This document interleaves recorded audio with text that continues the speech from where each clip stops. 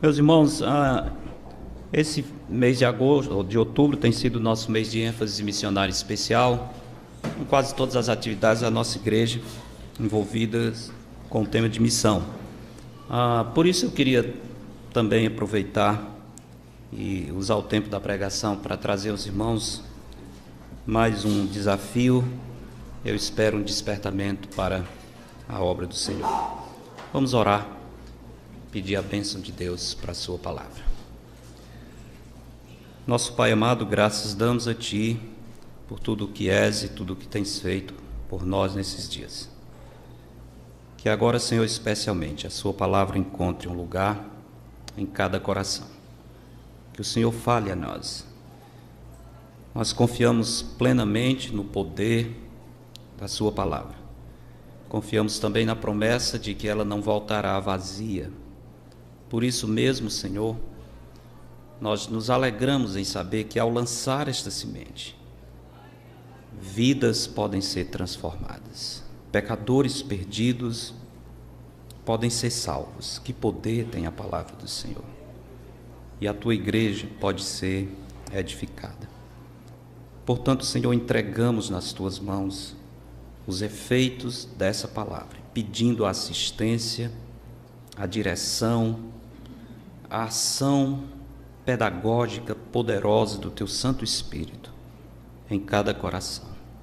Tudo pedimos no nome santo de Jesus, nosso Senhor. Amém. Por que nós não nos dispomos a tomar decisões ousadas que nos colocam em uma condição de viver plenamente na dependência de Deus? Nós falamos muito de fé, falamos de viver pela fé, mas eu ouso dizer que poucos de nós, se é que há alguém, tem coragem de viver pela fé. Por quê? Falamos tanto de fé e não vivemos pela fé. Tem algumas respostas. Uma delas pode ser a falta de compreensão sobre como tomar decisões importantes para a sua vida, segundo a vontade de Deus. Uma outra resposta pode ser uma noção errada, completamente enganosa do que significa o chamado de Deus. Para muitos, o chamado de Deus é algo místico. Alguns dizem, eu não tenho chamado. O que quer dizer isso? Você não tem um chamado. O que você está esperando para ter certeza de que tem um chamado? Espera ouvir uma voz do céu como Saulo a caminho de Damasco? Deus não está fazendo isso. Quando eu entreguei a minha vida ao Senhor para o ministério, eu não ouvi nenhuma voz do céu. Eu não tive nenhum sonho especial com anjos. Eu simplesmente analisei a minha vida e entendi que a melhor coisa que eu faria da vida era entregar para o serviço ao Senhor. O chamado de Deus, eu sempre tive todas as vezes que eu li a palavra do Senhor. O chamado está na Escritura. Mas alguns têm um conceito errado sobre o que significa ser chamado por Deus. Uma outra resposta é falta de conhecimento de Deus, falta de um real conhecimento de Deus. Não que nós sejamos tão distanciados de Deus como um ateu ou um incrédulo, mas quando eu digo que falta conhecimento de Deus, eu estou falando que falta intimidade com o Senhor, falta amizade real com Deus, falta uma vida em que existe comunicação constante, diária e agradável com o Senhor. Se você não tem esse relacionamento constante e vibrante com o Senhor, segundo a Bíblia, você não tem conhecimento de Deus. E você precisa se unir a Jó, quando no final do livro disse, eu te conhecia só de ouvir.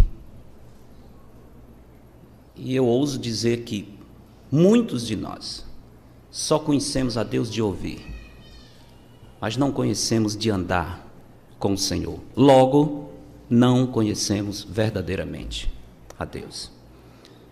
Mas existe uma resposta ainda mais séria e difícil de ser admitida, que reflete muito bem a nossa situação. Se eu pudesse, eu não diria para vocês, eu lhes pouparia de ouvir essa resposta, porque é dura de ouvir, mas eu não vou poupar porque eu preciso dizer o que a palavra diz. Mas também não vou dizer agora. No final da pregação, vocês vão saber qual é essa resposta dura que explica por que nós não vivemos pela fé. Antes disso, uma boa notícia é: o Senhor é misericordioso e compassivo, longânimo e excessivamente benigno. É assim que nos diz o Salmo 103, verso 8. O Senhor ainda pode mudar os seus planos. Ele ainda pode, por causa da sua misericórdia, livrá-lo dessa vida vazia de correr atrás do vento e de querer por todos os meios juntar tesouros na terra, onde a traça e a ferrugem corrói e onde o ladrão escava e rouba. O Senhor é bom e Ele ainda pode mudar a sua vida e lhe dar um sentido real e livrá-lo dessa corrida tola atrás daquilo que não vale a pena. Eu vou mostrar isso meditando com os irmãos numa história bastante conhecida, de um homem que foi chamado por Deus para uma grande obra. Mas ele tentou fugir desse chamado do Senhor por 40 anos. 40 anos fugindo de Deus. Deus queria usá-lo para salvar muitas vidas, mas ele só estava preocupado em salvar a sua própria vida. Ele só pensava nele mesmo, por causa da sua estrutura egoísta de viver. Se não fosse pela imensa paciência e misericórdia do Senhor, se não fosse pela insistência de Deus, esse homem teria escapado do seu chamado. E o resultado teria sido uma vida medíocre, banal, silenciosa, sem jamais chegar às honras eternas e o reconhecimento decorrentes do seu envolvimento com o grande projeto do Senhor. Queria levá-los para Êxodo, capítulo 3, fazermos uma leitura começando no verso 1.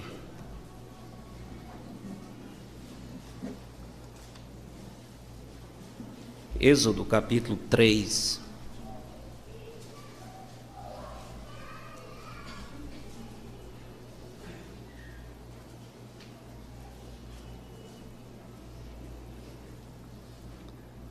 Verso 1 diz assim: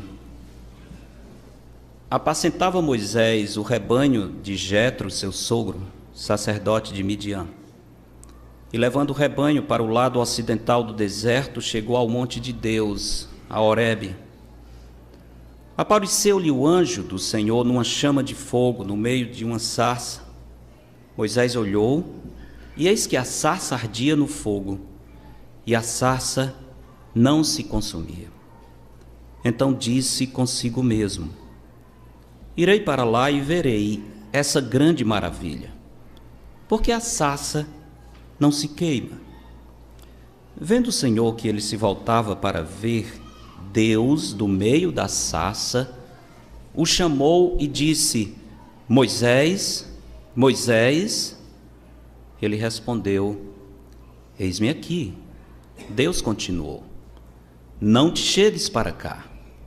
Tira as sandálias dos pés, porque o lugar em que estás é terra santa. Disse mais: Eu sou o Deus de teu pai, o Deus de Abraão, o Deus de Isaque e o Deus de Jacó. Moisés escondeu o rosto, porque temeu olhar para Deus. Disse ainda o Senhor: Certamente vi a aflição do meu povo, que está no Egito, e ouvi o seu clamor por causa dos seus exatores. Conheço-lhe o sofrimento. Por isso desci a fim de livrá-lo da mão dos egípcios e para fazê-lo subir daquela terra a uma terra boa e ampla, terra que mana leite e mel, o lugar do cananeu, do eteu, do amorreu, do ferezeu do Eveu e do Jebuseu, pois o clamor dos filhos de Israel chegou até mim. E também vejo a opressão com que os egípcios os estão oprimindo. Vem agora, e eu te enviarei a Faraó, para que tires o meu povo, os filhos de Israel, do Egito. Então disse Moisés a Deus: quem sou eu para ir a Faraó e tirar do Egito os filhos de Israel? Deus lhe respondeu: eu serei contigo, e este será o sinal de que te enviei. Depois de haveres tirado o povo do Egito, servireis a Deus neste monte. Disse Moisés a Deus: eis que quando eu vier aos filhos de Israel e lhes disser: o Deus de vossos pais me enviou a vós outros, e eles me perguntarem qual é o seu nome, que lhes direi? Disse Deus a Moisés: eu sou o que sou. Disse mais: assim dirás aos filhos de Israel: eu sou, me enviou a vós outros. Disse Deus ainda mais a Moisés: assim dirás aos filhos de Israel: o Senhor, o Deus de vossos pais, o Deus de Abraão, o Deus de Isaque, o Deus de Jacó, me enviou a vós outros. Este é o meu nome eternamente, e assim serei lembrado de geração em geração. Vai, ajunta os anciãos de Israel e dize-lhes: o Senhor, o Deus de vossos pais, o Deus de Abraão, o Deus de Isaque, o Deus de Jacó, me apareceu, dizendo: em verdade vos tenho visitado e visto o que vos tem sido feito no Egito. Portanto, disse eu: far-vos-ei subir da aflição do Egito, para a terra do Cananeu, do Eteu, do Amorreu, do Ferezeu, do Eveu e do Jebuseu, para uma terra que mana leite e mel. E ouvirão a tua voz, e irás com os anciãos de Israel ao rei do Egito, e lhe dirás: o Senhor, o Deus dos hebreus, nos encontrou. Agora, pois, deixa-nos ir caminho de 3 dias para o deserto, a fim de que sacrifiquemos ao Senhor nosso Deus. Eu sei, porém, que o rei do Egito não vos deixará ir, se não for obrigado por mão forte. Portanto, estenderei a mão e ferirei o Egito com todos os meus prodígios que farei no meio dele, depois os deixará ir. Eu darei mercê a este povo, aos olhos dos egípcios, e quando sairdes não será de mãos vazias.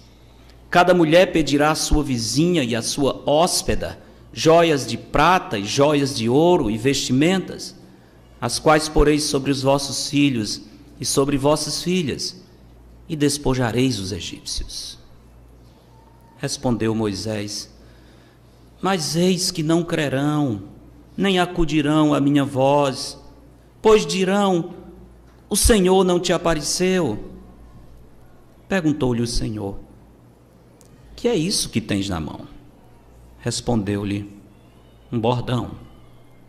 Então lhe disse: lança-o na terra.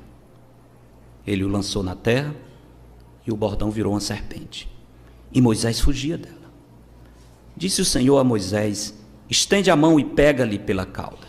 Estendeu ele a mão, pegou-lhe pela cauda, e ela se tornou em bordão, para que creiam que te apareceu o Senhor, o Deus de seus pais, o Deus de Abraão, o Deus de Isaque e o Deus de Jacó. Disse-lhe mais o Senhor: mete agora a mão no peito. Ele o fez, e tirando, eis que a mão estava leprosa, branca como a neve. Disse ainda o Senhor: torna a meter a mão no peito. Ele a meteu no peito novamente, e quando a tirou, eis que se havia tornado como o restante de sua carne. Se eles te não crerem, nem atenderem à evidência do primeiro sinal, talvez crerão na evidência do segundo. Se nem ainda crerem mediante estes 2 sinais, nem te ouvirem a voz, tomarás das águas do rio e as derramarás na terra seca. E as águas que do rio tomares, tornar-se-ão em sangue sobre a terra. Então disse Moisés ao Senhor: ah, Senhor, eu nunca fui eloquente, nem outrora, nem depois que falaste a teu servo. pois eu sou pesado de boca e pesado de língua. Respondeu-lhe o Senhor: quem fez a boca do homem? Ou quem faz o mudo, ou o surdo, ou o que vê, ou o cego? Não sou eu, o Senhor? Vai, pois, agora, e eu serei com a tua boca, e te ensinarei o que hás de falar. Ele, porém, respondeu: ah, Senhor, envia aquele que hás de enviar, menos a mim.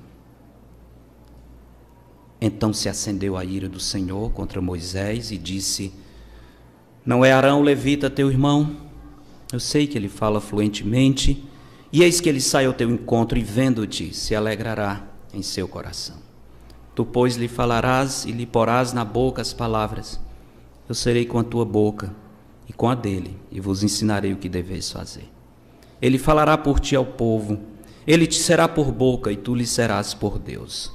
Toma, pois, este bordão na mão, com o qual hás de fazer os sinais. Meus irmãos, o que nós temos aqui nesse texto, nesse diálogo entre Moisés e o Senhor, nós podíamos dizer que são desculpas que Moisés apresenta para não seguir o plano do Senhor para a sua vida.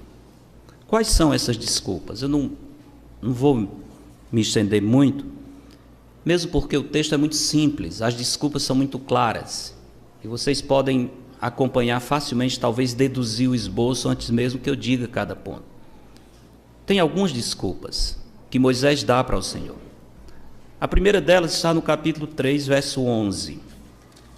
Quando depois que o Senhor se apresenta, Moisés vê aquele milagre do arbusto que está queimando no deserto, ele observa que aquele arbusto está se queimando, mas não se consome, acha estranho, se aproxima para perceber melhor o que é aquilo, escuta a voz do Senhor, lá do arbusto, da sarça ardente, dizendo: não te chegues para cá, tira as sandálias dos pés, porque o lugar que estás é terra santa. Antes disso, porém, o texto diz que ele ouviu a voz que dizia: Moisés, Moisés. Imagina o susto de Moisés sozinho no deserto, com essa situação estranha, que não se explica naturalmente, e uma voz saindo diante desse arbusto, alguém que o conhecia. Enquanto Moisés achava que ninguém estava lhe vendo no deserto, ele estava seguro e tranquilo, como ele sempre pensou nesses 40 anos. O Senhor se apresenta para Moisés e diz que tem um projeto para ele. Primeiro ele diz: eu sou o Deus de Abraão, de Isaque e de Jacó, dizendo: Moisés, isso não é uma coisa de última hora, eu sou o Deus eterno, eu sou o Deus do seu pai, do seu avô, do seu bisavô, o meu plano continua, não é nada que aconteceu hoje, eu estou no controle de toda a situação. O Senhor diz mais: eu sei o que o meu povo está sofrendo no Egito. Várias vezes ele diz: eu conheço o sofrimento. Faraó pensa que eu não conheço, Faraó pensa que tem liberdade de oprimir o meu povo, mas eu sei o que eles estão sofrendo. Eu entendo bem, e eu decidi livrá-los do Egito. Com mais um detalhe: eu quero lhe dar o privilégio de ser o meu instrumento para libertar o povo do Egito. Portanto, Moisés, o plano é esse: eu sou o Deus eterno, o meu povo está sofrendo, e eu quero lhe enviar e lhe dar a honra de ser o libertador desse povo através do meu poder. Simplesmente. Primeira desculpa de Moisés, então, no verso 11 diz: quem sou eu para ir a Faraó e tirar do Egito os filhos de Israel? Primeira desculpa, eu diria, Moisés está dizendo: falta-me dignidade. Falta-me dignidade para realizar essa tarefa. Quem sou eu para fazer isso? Ao dizer isso, evidentemente Moisés está olhando para si próprio. E ele tem razão. Na sua própria força, naquilo que ele é por si, quem é Moisés para libertar o povo de Israel, para enfrentar o grande soberano do Egito. Quem é esse pastor escondido no deserto de Midian para confrontar o rei e dizer: liberta esse povo? Moisés realmente não tem dignidade nenhuma por si mesmo. Moisés está olhando para si, mas além disso, na verdade, Moisés está querendo salvar sua pele, porque ele sabia que voltar para Faraó seria enfrentar o rei que queria matá-lo. Moisés havia assassinado um egípcio. Ele está no deserto de Midian, escondido, 40 anos lá. Ele está satisfeito, é uma vida medíocre, cuidando de algumas poucas ovelhas. Não vai acontecer muita coisa na vida de Moisés. Mas ele está feliz porque acha que Faraó nunca mais vai lhe encontrar e a vida dele não precisa de grandes mudanças. Está tudo muito bem. Estou muito tranquilo. Para que mudar de vida? Moisés quer salvar sua pele e quer continuar numa vida medíocre, cuidando de ovelhas no deserto, quando Deus quer fazer dele o libertador de uma nação. Que grande diferença! O que Deus quer para o que o servo de Deus quer. Mas no verso 12, o Senhor responde a Moisés quando ele diz que não tem dignidade. Verso 12 diz: Deus lhe respondeu: eu serei contigo, e este será o sinal de que eu te enviei. Depois de haveres tirado o povo do Egito, servireis a Deus nesse monte. Resposta do Senhor é simples: Moisés, realmente você não é ninguém para realizar essa obra, mas a obra não é sua, eu vou contigo. Você é apenas um instrumento, como esse bordão que foi só um instrumento para eu usar e transformá-lo numa cobra, porque ele em si jamais se transformaria numa cobra, mas com o meu poder eu faço isso. É a mesma coisa. Não é você que vai libertar o povo, você é apenas um canal de bênção. Eu vou fazer a obra, você é um instrumento que eu vou usar. A glória é minha, o poder é meu. Eu não estou contando com a sua dignidade, a dignidade é minha. Eu estou lhe dando a honra de me servir, é só isso. Eu serei contigo. Moisés tenta fugir com essa desculpa de que não tem dignidade. Ele sabe muito bem que o seu povo está sofrendo. Moisés deveria ter se alegrado quando o Senhor disse: Moisés, eu vou libertar o povo e você vai ser o instrumento para isso. Mas ele prefere pensar de maneira egoísta. Foi esse tipo de pensamento egoísta, por exemplo, que moveu a rainha Esté num momento crítico na história de Israel, quando o rei já havia decretado o extermínio de todos os judeus, e o seu primo Mordecai mandou um recado para a rainha Esté, que estava no palácio, dizendo: Esté, você é a pessoa que pode fazer alguma coisa para evitar esse extermínio do seu povo. Vocês se lembram? Mas a primeira resposta de Esté foi completamente indiferente e egoísta. Não precisa abrir não, mas eu vou ler para vocês. Quando Mordecai manda o recado para ela, ela diz, o texto diz assim: então respondeu Esté e mandou dizer a Mordecai: todos os servos do rei e o povo das províncias sabem que, para qualquer homem ou mulher que, sem ser chamado, entrar no pátio interior para avistar-se com o rei, não há senão uma sentença, a de morte, salvo se o rei estender para ele o cetro de ouro para que viva. Ela está dizendo: olha, sinto muito, alguém que entra na presença do rei sem ser chamado tem uma grande chance de ser morto, e eu não vou me arriscar, É mais ou menos assim: Mordecai, se virem, esqueçam que eu sou judia, o rei não me chamou nesses dias. Ela diz: e eu nesses 30 dias não fui chamada para entrar no rei, ou seja, eu não tenho o que fazer por vocês. Que egoísmo de uma pessoa que Deus colocou na posição para salvar o seu povo, e de repente ela só olha para si. Me diga, irmãos, se esse não é o nosso problema também? Olhamos para nós, os perdidos, os que não conhecem a verdade, eles que se virem. Eu que não vou me arriscar, mudar minha vida tão boa e confortável, tão cheia de tesouros desse mundo, para ir em busca dos perdidos. Eu não, outros que vão. E a gente fica dando essa desculpa de que eu não tenho condição. Nós não temos condição não, mas temos egoísmo demais. Se confiássemos no Senhor, nós iríamos. Moisés dá essa desculpa de que não tem dignidade. O Senhor responde dizendo: eu serei contigo.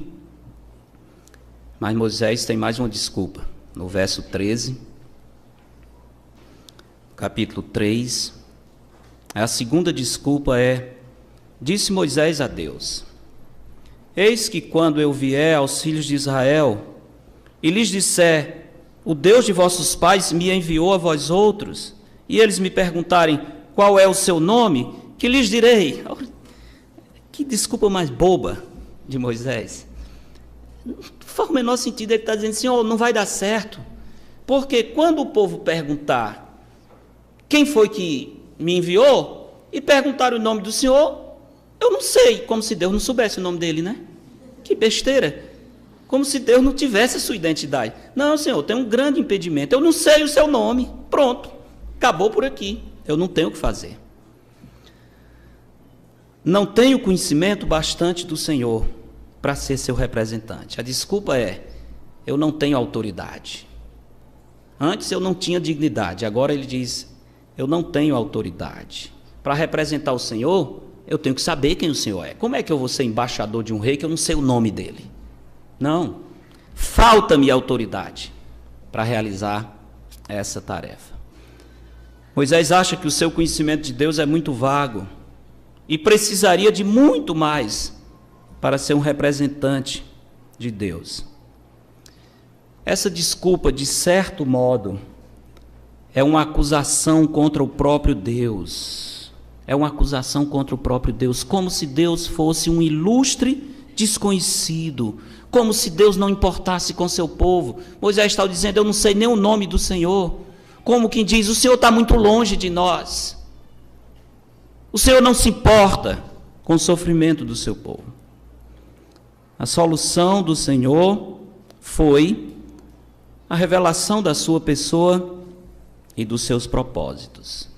Verso 14, que é um verso central da Escritura, você não pode esquecer. É a primeira vez que Deus apresenta-se com o seu nome da promessa.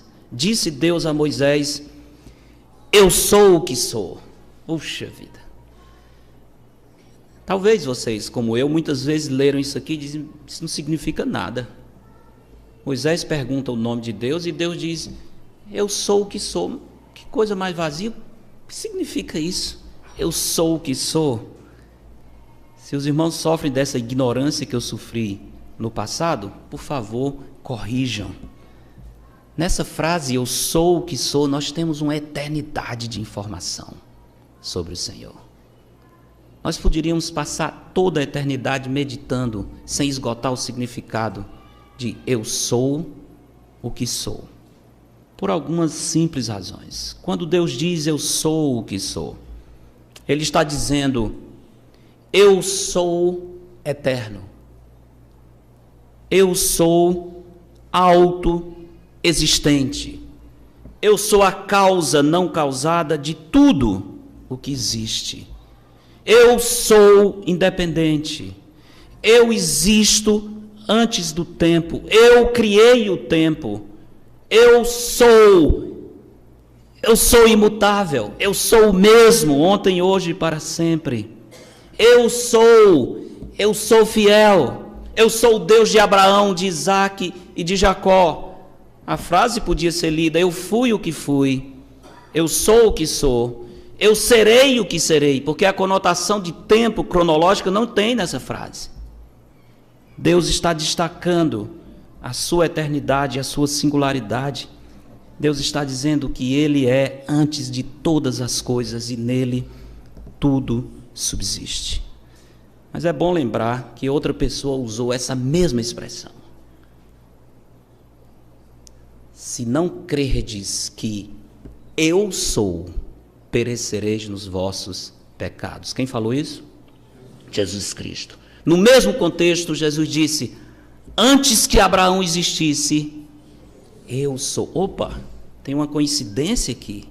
Por acaso que Jesus está usando a mesma expressão de Êxodo 3,14? De jeito nenhum. Ele é o Deus eterno. E é Ele que continua nos encontrando nos nossos desertos e na nossa vida banal e dizendo: toda autoridade me foi dada nos céus e na terra. Ide, portanto, fazei discípulos de todas as nações, ensinando-os a guardar todas as coisas que vos tenho ordenado. E eis que estou convosco quando? Todos os dias, até a consumação do século. Se não quiser ir, não vá, mas não diga porque não tem uma ordem igual a de Moisés. Não diga que eu sou, não lhe enviou. Eu sou, o nosso Salvador continua nos enviando e continua garantindo a sua presença. Ao dar essa resposta, o Senhor fala de várias coisas importantes sobre o seu plano. Ele estende um pouco a sua fala.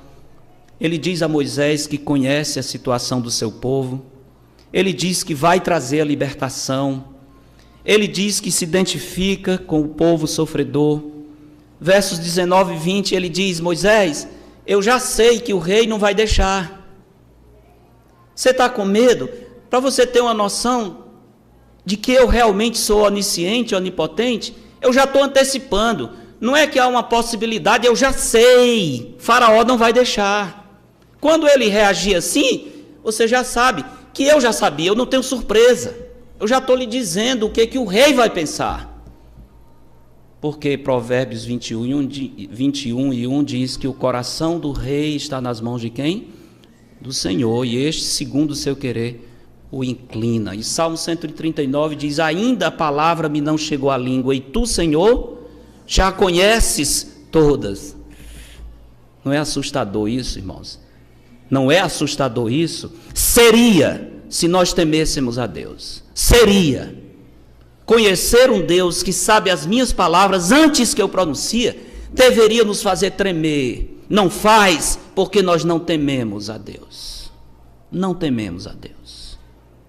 Nós tratamos o Senhor levianamente. Um ilustre e distante desconhecido. Vergonhosamente. Essa é a grande realidade. Me diga se não é. Essa é a triste realidade do chamado povo de Deus. Quem não teme um Deus? Que o salmista diz: tu me cercas por detrás e por diante. Sobre mim pões a tua mão. Para onde me ausentarei do teu espírito? Para onde fugirei da tua face? Se subo aos céus, lá estás. Se faço a minha cama no mais profundo abismo, lá estás também. Se tomo as asas da alvorada e me detenho nos confins dos mares, ainda lá me haverá de guiar a tua mão, e a tua destra me susterá. Se eu digo, as trevas com efeito me encobrirão, até as trevas não te serão ocultas. As trevas e a luz são a mesma coisa, pois tu formaste o meu interior, tu me teceste no seio da minha mãe. Graças te dou, visto que por modo assombrosamente maravilhoso tu me formastes. As tuas obras são admiráveis, e a minha alma o sabe muito bem. Quem não teme esse Deus? Quem não obedece esse Deus? Não há desculpa, meus irmãos. Moisés conhecia bem a Deus. Moisés estava, na verdade, querendo fugir do Senhor. Por que nós temos medo de viver pela fé? Porque não conhecemos a Deus. Porque achamos que o nosso Deus está longe. Não é o Deus do Salmo 139. porque achamos que se nós sairmos dessa zona de conforto do nosso castelo de areia, que nós construímos para nós, para os nossos filhos, essa vida linda e miserável que levamos, nenhum problema vai acontecer. Se a gente se afastar disso, não, aí fica tudo instável, porque a mão do Senhor não vai conosco. É muito triste, mas é isso que nós dizemos, quando não temos coragem de confiar e viver pela fé no Senhor. Nosso medo está porque nós pensamos que Deus está longe. Lembram quando os discípulos estão no meio do mar, quase afundando, Jesus está no barco, dormindo com eles. Quando eles acordam Jesus, o Senhor levanta, ordena as ondas e o vento, o que acontece? Eles param. Depois eles ficam espantados. Eu imagino que eles ficaram batendo assim um no outro, sem ter coragem de falar, e dizendo: quem é este que até o vento e o mar lhe obedecem? Quem é este? Eles não sabiam que estavam do lado do Deus eterno, por isso que estavam com medo.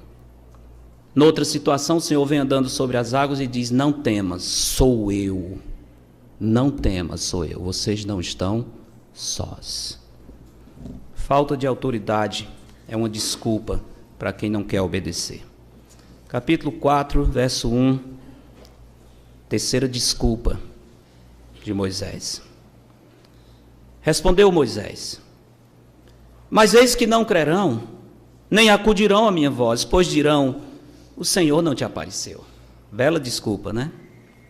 Bela desculpa. Tudo bem, Senhor, mas quando eu disser que o eu sou me apareceu, eles não vão acreditar. Eles não vão, o problema não é meu, o problema é deles. Se eu sou o Senhor, eu perguntaria: como é que você sabe que eles não vão acreditar? Quando a gente não quer obedecer, encontra toda desculpa, né? Toda racionalização. As coisas ficam bem certinhas na nossa cabeça. Certinhas por causa do coração incrédulo que nós temos. Porque queremos encontrar uma desculpa para dizer não ao Senhor. É por isso que as coisas parecem certas na nossa cabeça. Infelizmente, é por isso que nós fugimos do plano de Deus. Ficamos inventando desculpas para justificar a nossa incredulidade e a nossa falta de disposição, e dizer: Senhor, eis-me aqui, envia-me a mim. Senhor, faça da minha vida o que o Senhor quiser. Não dizemos isso, e eu sei por que não dizemos. Nós temos medo que o Senhor escute as nossas palavras. Eu sei porque nós não oramos por missões mais. Porque nós temos medo, vai que dá uma zebra e o Senhor diz: está ótimo, você está orando tanto por missões, pois vá. É bom que os outros vá, e você, por que está sentado? Ah, não, Senhor, peraí, está, Senhor, estou fazendo mestrado, um doutorado, tal, tem um trabalho, tem um menino pequeno. É tanta desculpa furada, tanta coisa sem sentido, meus irmãos, tanta coisa sem sentido. E a gente acha que isso resolve o nosso problema. Não resolve, não resolve. E eu espero que vocês entendam isso logo antes que seja tarde demais, porque um dia nós vamos ter que dar conta dessa vida e dessas desculpas perante o nosso Deus. E esse dia pode estar mais perto do que você pensa. Moisés, no capítulo 4, verso 1, está dizendo que a sua desculpa é falta de credibilidade. As pessoas não vão acreditar. Primeiro ele disse que não tinha dignidade. Depois ele disse que não tinha autoridade. E agora ele diz que não tem credibilidade. Vemos aqui o pessimismo de quem não quer obedecer. Fica procurando um motivo para justificar que o plano de Deus não vai dar certo. Qual é a solução do Senhor para isso? Deus é muito paciente, porque a gente já está assim, quase que dizendo: Moisés, deixa de falar besteira, mas tudo bem, o Senhor tem paciência, e ele ainda admite um diálogo. No verso 2, o Senhor diz, o texto diz, perguntou-lhe o Senhor, que é isso que tens na mão? Respondeu Moisés, um bordão. Aí o Senhor manda Moisés soltar o bordão, que se transforma em quê? Serpente. Pegue de novo na cauda. Moisés pega e a serpente se transforma em bordão. Moisés, isso não é a mãe natureza que faz. Isso é o Criador da natureza. Eu faço todas as coisas. Esse é um grande sinal. Mas Moisés ainda podia não estar convencido. O Senhor diz, agora coloque a mão no peito. Tire. Quando ele tira, está o quê? Leprosa. Por que o sinal da lepra foi tão importante nesse momento? Se levar em conta que Moisés conhecia a medicina egípcia, Moisés foi educado nas melhores universidades, ele foi criado como filho da filha de Faraó, lembre-se disso. E ele ficou até 40 anos no palácio.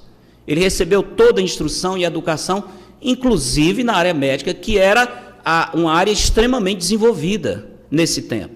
Não sei se já tiveram oportunidade, se tiverem algum dia, aproveitem de ver uma múmia egípcia. Uma múmia egípcia. Como é que eles conseguiram? Que fórmula foi essa? Que até hoje esses corpos estão conservados. Coisas que hoje, com a nossa ciência tão avançada, não se consegue. Eram extremamente avançados em conhecimentos médicos. Mas tinha algumas doenças que eles não curavam, entre essas, doenças de pele. A lepra era uma, até hoje não tem cura. Egípcio leproso não adiantava procurar os médicos. Não tinha cura na medicina para isso. Por isso o Senhor dá para Moisés esse sinal, dizendo, olha Moisés, eu estou te dando aqui indicação de que eu tenho mais poder do que os médicos egípcios. Coloca a mão no peito e quando volta, está curada. Terceiro sinal, Deus diz, se eles não acreditarem nesses dois primeiros, talvez crerão no segundo, no terceiro, que é, pega as águas do rio Nilo, derrama sobre a terra e as águas vão se transformar em quê? Em sangue. Por que isso? Por que isso? Porque o Egito era uma grande divindade, o Nilo era uma grande divindade egípcia. Heródoto, grande historiador do passado, dizia que o Egito é uma dádiva do Nilo, ou seja, sem o Egito não existe, sem o Nilo, desculpa, trocando é tudo, né? Sem o rio Nilo não existiria o Egito, não tem como, naquele deserto, lá na ponta do deserto de Saara, era impossível haver uma civilização ali. Por isso eles adoravam o rio, e o Senhor ataca essa grande divindade, transforma as águas do rio em sangue. Como ele vai fazer com todos os outros deuses do Egito. O Egito adorava o sol. O Senhor, uma das pragas foi escurecer o sol. O deus Ra, pronto, o deus Ra perdeu a força diante do Deus de Israel. O Egito adorava a vaca, até hoje adoram. O Senhor mandou uma praga com tumores sobre os animais. Os deuses egípcios cheios de feridas. Juízo do Deus do céu sobre os deuses do Egito. Os egípcios adoravam a Faraó, era uma grande divindade. O Senhor atacou o próximo que ia sentar no trono do Egito. Matou aquele que estava sendo preparado para ser Deus no lugar de Faraó. Cada praga, o Senhor está atacando uma divindade egípcia. É uma luta de deuses que está acontecendo ali. Às vezes nós achamos que Faraó, por algum tempo, conseguiu brincar com Deus e dizia quase como numa zombaria, dizia para Moisés, ore a Deus por mim que eu deixo o povo ir. E aí, quando Moisés orava e a praga passava, o que acontecia? Faraó endurecia o coração e dizia, não vai mais. Foi assim algumas vezes. Por que Deus não resolveu da primeira vez? Ele não tinha poder, não? Tinha ou não tinha? Claro que tinha. Por que ele esperou essa brincadeira de Faraó? Por que Faraó fica no comando por algum tempo? Faraó não está no comando de jeito nenhum. Deus tem um plano incrível. Enquanto deixa Faraó pensar que ele está no comando. Capítulo 9 de Êxodo explica essa tal brincadeira do faraó. Capítulo 9,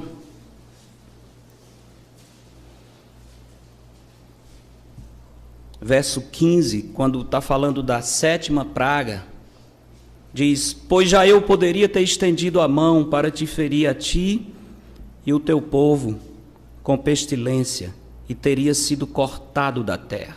Mas, deveras, para isso te hei mantido, a fim de mostrar-te o meu poder, e para que seja o meu nome anunciado aonde? Em toda a terra. À medida que o Senhor ia mandando as pragas para o Egito, a notícia corria entre as nações: o grande império Egito está sendo destruído pelo Deus dos escravos. Lembra que eles equacionavam o poder do Deus à condição do seu povo. Então, na hora que Moisés chegou para Faraó e disse assim: o Deus dos meus pais me enviou para que eu libertasse o povo. A primeira resposta de Faraó é: eu não sei quem é Deus e nem vou deixar sair o povo. Como dizendo assim: quem é esse Deus? Se esse Deus fosse realmente a grande divindade, o seu povo não estaria escravo. Os meus deuses são mais poderosos, porque eu domino o mundo. Não sei quem é Deus, nem vou deixar o povo ir, você saia da minha presença, senão eu lhe mato. Desaforado esse faraó, né? Cheio de prepotência, de egoísmo, achando que está no controle da situação. Coitado, está servindo a Deus sem querer. Quando você encontrar um homem prepotente, arrogante, zombando do Evangelho de Cristo, a grande ironia é que ele está fazendo com que a glória de Cristo seja ainda maior. Até Satanás vai terminar sendo humilhado ao descobrir que todas as suas estratégias terminarão elevando o nome do Senhor Jesus ainda mais, acima de todo nome. E isso aconteceu quando os espias, por exemplo, várias vezes, não tenho tempo de mostrar na história de Israel, mas vocês vão lembrar de Josué, capítulo 2, quando os espias cruzam o rio Jordão e visitam a casa da prostituta Raabe, que por acaso vai entrar na linhagem de Cristo. Impressionante. Quando antes deles dormirem, ela vem para os 2 espias e diz para eles: olha, não se preocupem, os homens aqui estão todos amedrontados. Vocês não terão dificuldade de conquistar essas terras, porque nós ouvimos o que o seu Deus fez no Egito. Êxodo 9,16. Deus agindo sobre o Egito e a notícia da glória do Senhor correndo entre as nações. Lá adiante, na guerra com os filisteus, em 1 Samuel 7, aquele momento em que os filisteus levam a arca do Senhor, história belíssima, mas quando a arca chega no campo de batalha, o povo de Israel grita com alegria. Felizmente eles não vão vencer a batalha, porque não se manipula Deus por meio de uma caixa. Eles achavam que tendo a arca ali, com aquela vida imoral dos sacerdotes, com aquele coração duro, nós temos aqui a arca, Deus vai nos dar vitória. De jeito nenhum. Os sacerdotes foram mortos, o próprio Eli foi morto. Não se prende Deus dentro de uma caixa. Eles achavam que aquele objeto sagrado tinha o poder de livrá-los. Nem a arca da aliança tinha esse poder. Deus não está preso, nem pode ser manipulado por objetos. Mas o que acontece é que quando a arca chegou, o texto diz que os filisteus gritaram uns para os outros: os deuses que destruíram o Egito chegaram até nós. Eles sabiam o que Deus tinha feito lá no Egito. Exatamente o que o Senhor está dizendo aqui. Então, meus irmãos, essa ideia de que eles não vão acreditar em mim, o Senhor diz: Moisés, eu vou lhe dar condições de manifestar evidências da verdade. E Deus dá esses sinais para Moisés, para que ele possa fazer diante do povo. Verso 10, capítulo 4, temos a mais uma desculpa de Moisés. 4:10. Então disse Moisés ao Senhor. Essa aqui é inescapável. Essa aqui Deus não tem resposta não, porque realmente é uma desculpa muito boa. Senhor, eu nunca fui eloquente. O Senhor precisa de uma pessoa que fale bem. Enfrentar Faraó, eu não sei falar, eu sou um pastor de ovelhas aqui, Senhor. Não, o papagaio velho não aprende a falar. Não dá certo, né? Eu nunca fui eloquente, nem outrora, nem depois que falaste a teu servo, pois sou pesado de boca e pesado de língua. Como é que eu vou falar para Faraó se eu não sei nem falar, Senhor? Quando eu chegar diante de Faraó, eu vou ficar mais nervoso do que o Jardel lá no púlpito da Planalto, Senhor. Vai ser difícil. Não, irmão, você está tranquilo. Eu não vou ter condições de falar. Eu sou pesado de boca e de língua. Agora, o que nós esquecemos às vezes é que Estevão, primeiro Marte, quando faz um relato da história de Israel, ele diz: Moisés era poderoso em palavras e obras. Moisés não era pesado de língua de jeito nenhum, ele era eloquente, ele falava muito bem porque ele tinha recebido a melhor educação. Moisés está mentindo para o Senhor. É o espírito de covardia que é tão grande que ele diz: Senhor, eu não sei falar. E o Senhor dá a resposta definitiva quando diz: quem fez a boca do homem? Ou quem faz o mudo, ou o surdo, ou o que vê, ou o cego, não sou eu, o Senhor? Impressionante isso. Moisés, eu não estou preocupado se você não sabe falar. Quem fala e quem não fala está sob o meu controle. Quem enxerga e quem é cego, eu estou sob o controle até das calamidades. Eu sou Deus de todas as pessoas, Moisés. Eu controlo cada situação.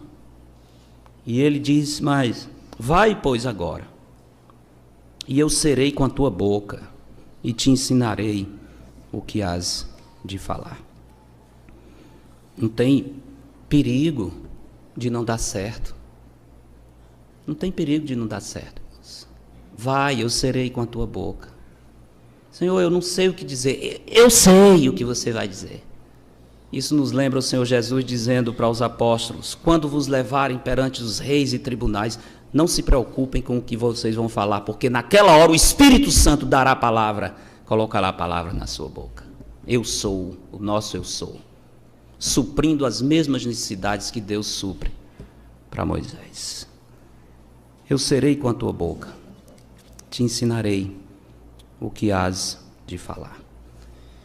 Então, irmãos, sem ter mais para onde correr, chegamos à última desculpa, que é aquela que eu disse que ia dar no final do sermão. Não se alegre só porque está chegando o final do sermão, não. Mas por saber qual é essa desculpa final e vergonhosa que nos impede de confiar no Senhor e viver pela fé. Qual é essa desculpa? Capítulo 4, verso 13. Ele, porém, respondeu: Senhor, envia aquele que has de enviar, menos a mim. Qual é a desculpa aqui? O que é que Moisés está apresentando finalmente para o Senhor? Em outras palavras, ele está dizendo: Senhor, eu não quero ir. Meu problema não é falta de autoridade, de credibilidade, não é falta de capacidade. O meu problema é falta de disponibilidade. Senhor, na verdade, eu estou tentando esse diálogo aqui, mas o Senhor conhece o meu coração covarde. Eu não quero ir, Senhor. Esse é o meu problema. Eu não quero. O Senhor envia quem o Senhor quiser. Eu dou o maior apoio, Senhor. Eu vou fazer os banquetes da missão, Senhor. Fazer bazar. Eu vou fazer uma movimentação maior do mundo, Senhor. Qualquer coisa que o Senhor quiser. Mas, Senhor, eu não. Eu não. Envie quem o Senhor quiser. Menos a mim. Isso é muito sério. Isso é muito sério. envie quem o Senhor quiser, mas não me coloque na sua lista. Por quê? Porque a nossa lista é mais importante do que a de Deus. Porque os nossos sonhos são mais importantes do que os de Deus. Porque os nossos tesouros valem mais do que os tesouros eternos. Essa é a única razão porque nós temos coragem de dizer: envie quem o Senhor quiser, menos a mim. Estou errado? É exatamente isso. Exatamente isso. Falta de disponibilidade. A história termina de uma maneira muitíssimo interessante,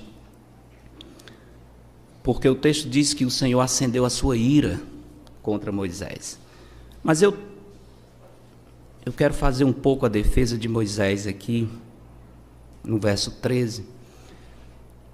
Me parece também que enquanto Moisés está dizendo isso, Senhor, envia quem has de enviar menos a mim, ele está dizendo assim: Senhor, perdoe o meu pecado. Senhor, tenha misericórdia de mim, eu sou um covarde. Ele está falando a verdade, finalmente está falando a verdade. Mas me parece que com essa honestidade ele está pedindo a misericórdia do Senhor por ele, porque ele não tem coragem de obedecer ao Senhor. E eu deduzo isso porque o texto diz que o Senhor acendeu a sua ira e logo resolveu mandar Arão. A história termina como o Senhor queria que terminasse. Essa ira que se levantou não exterminou Moisés, que poderia ter exterminado, como se o Senhor tivesse entendido: ok, Moisés, é muito triste chegar a um ponto em que você, ao invés de ser honesto, fica tentando me enganar que não tem isso, não tem aquilo, ao invés de dizer: Senhor, eu sou covarde, eu não confio em Ti, Senhor, eu não tenho coragem de ir. É horrível dizer isso, mas essa é a grande verdade. Tenha misericórdia de mim. Como que Moisés está dizendo: Senhor, na Tua ira, lembra-te da misericórdia. Tenha pena desse servo que é pó e cinza e não confia no Senhor. Moisés faz essa confissão aberta de pecado.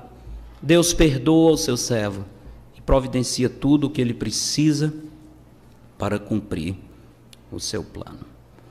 A história de Moisés nos ensina que o nosso grande problema é que nós achamos que os nossos planos são melhores do que os de Deus.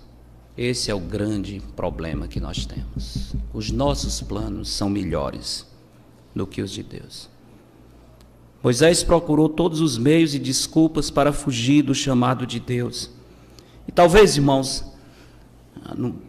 isso é outro sermão, talvez que eu vá fazer, mas eu tenho medo de, ao dizer isso, alguns de vocês estejam dizendo: mas eu não vou ser missionário, eu não vou ser pastor, eu não tenho essa vocação para o ministério, então essas desculpas não funcionam para mim. Quem disse? Quem disse? Você não é missionário porque não quer obedecer ao Senhor, mas o seu campo missionário é hoje aqui onde você está. Quem disse que na sua empresa Deus não lhe chamou para ser missionário? Quem disse isso? Quem disse que na sua casa você não tem um campo missionário e deve tirar todas essas desculpas? Quem foi que lhe tirou do rol dos enviados pelo Senhor? Quem foi? Missionários que vão e os que ficam. Agora, eu suspeito que nós que ficamos não somos, porque nós criamos essa ideia de que só precisa confiar em Deus quem vai. Os que vão não precisam juntar tesouros na terra, mas eu vou ficar aqui, eu vou juntar tesouros. A minha vida é aqui. Eu não sou missionário. Você é. Você não quer admitir que Deus lhe chamou para ser testemunha do Senhor. Você não é missionário? E quem vai mostrar Cristo para o seu companheiro de trabalho? Se Deus já lhe colocou lá. Quem vai mostrar Jesus para os seus vizinhos? Quem vai ensinar a esse mundo perdido aqui à nossa volta quem é Cristo? Você é missionário. Se não está sendo, é porque você tem algumas dessas desculpas de Moisés. E talvez essa final, que é falta de disponibilidade para servir o Senhor. O que impedia Moisés era um profundo egoísmo que o impulsionava a viver para si mesmo e deixar que os outros continuassem no seu estado de miséria e perdição. Moisés não queria ir, não estava disponível para seguir os planos de Deus. Esse era o problema de Moisés. Qual é o seu problema? Qual é o seu problema? Vamos orar. Curve a sua cabeça. Vamos encerrar em oração silenciosa. Convido a todos para um momento de oração. Todos. Coloque-se diante do Senhor.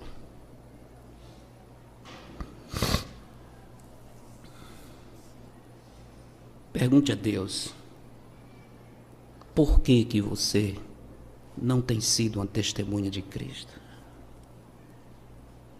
Pergunte ao Senhor, o que é que pesa no seu coração, que lhe impede de viver pela fé e confiar na provisão do Senhor? Coloque-se diante do Senhor. Se você, como Moisés, está pensando só em você mesmo, investindo todos os seus esforços, seus dons, seu tempo, a sua saúde, na busca de seus próprios sonhos, irmão, chegou a hora de confessar. Peça ao Senhor mais uma chance. Peça ao Senhor mais uma chance. Confesse o pecado. Entregue-se verdadeiramente para a glória de Cristo. Pergunte o que precisa para viver pela fé. Tem alguma coisa que precisa abrir mão? Abra mão. Que privações você está disposto a passar por amor a Cristo? Que desafios você tem coragem de abraçar, porque confia que Deus, o Eu Sou, está com você? Enquanto oramos, queria fazer a seguinte pergunta. Quem aqui entre nós está disposto a dizer ao Senhor, eis-me aqui, Senhor, eis-me aqui. Não quero colocar nenhum obstáculo para fugir da tua vontade. Se for para continuar onde estou, farei desse local o meu campo missionário. Se for para mudar de vida, de local, de nível social, eu estou pronto, Senhor. Faça na minha vida a sua vontade. E se for para ir aos confins da terra, até lá eu irei, se o Senhor assim quiser. Alguém entre nós gostaria de se comprometer dessa forma? Amém. Deus abençoe. Amém.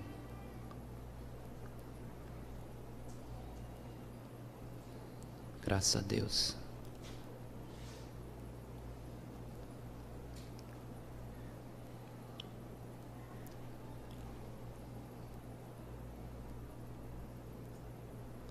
Deus abençoe.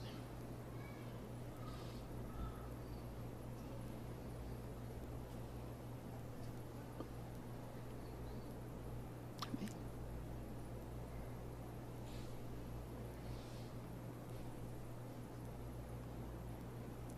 Mais alguém?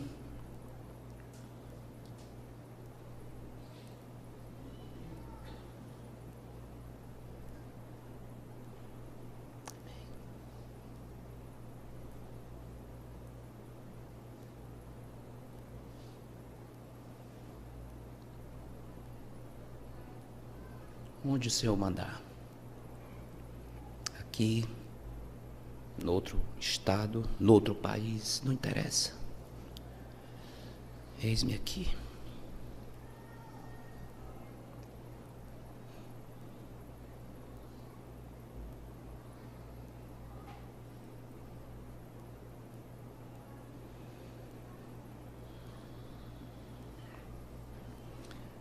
Senhor nosso Pai, temos certeza de que o Senhor falou à sua igreja. Os resultados, Senhor, só Tu sabes. Mas eu tenho certeza que na glória eterna nós vamos colher muitos frutos desta noite. Porque a Tua palavra não volta vazia. E o Teu povo, muitos, voluntariamente, corajosamente, alguns, muito corajosamente, dizendo: eis-me aqui, aonde quer que for, irei. Ó Deus, ouve cada um desses corações. Começa a fazer uma obra especial em cada um. E usa-os poderosamente para fazer Cristo conhecido em toda a terra. Em nome do Senhor. Amém. Nós vamos terminar cantando a última música que eu pedi para a Aline. É a nossa oração final. Cante essa música realmente orando. Eu sei que nem todos conhecem. Ontem a Aline cantou como uma música especial, mas a letra está aí, você pode acompanhar. Pelo menos pode seguir melhor a mensagem e, se souber, pode cantar também junto com ela.